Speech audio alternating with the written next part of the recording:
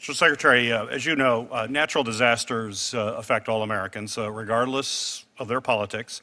And no administration should ever limit or deny disaster survivors aid because of their personal politics or because they live in a state that happens to be either Democratic or Republican. In fact, I was extremely concerned by reports that FEMA employees under the Biden administration were actually skipping houses of survivors that happened to have a Trump sign in their front yard, which was absolutely outrageous. I even co-sponsored a Republican amendment that would prevent political affiliation from being considered by FEMA when approving assistance applications. I was very aggressive against the Biden administration with that incident. But now, under Trump's second tenure as president, we have witnessed the politicization of disaster assistance, unfortunately, I think, is a massive scale.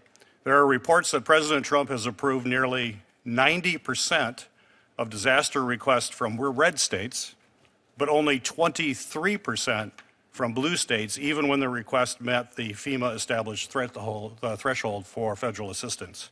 I have behind me a chart that's up there now showing this unprecedented politicization of disaster assistance by the administration. I don't think there's any other president since the establishment of FEMA that has chosen to actually punish American citizens that have survived a flood or a wildfire because their home state governor or senator's political affiliation. So in these disasters, as you know, Americans have lost their homes, their possessions, suffered so much.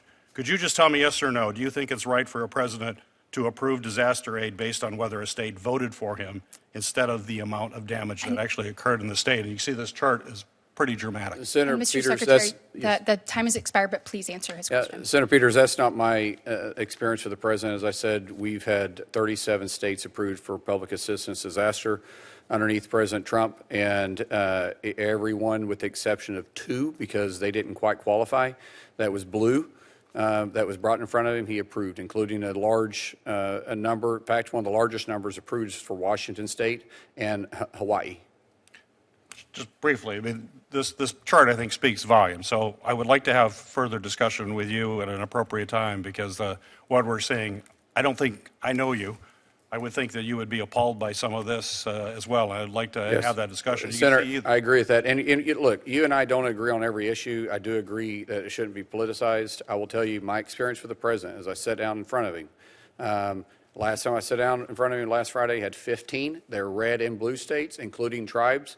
He approved 100% of them. I didn't have we went through, talked through it. My last time to sit down in front of him, he actually denied 2, and 1 was red and 1 was blue.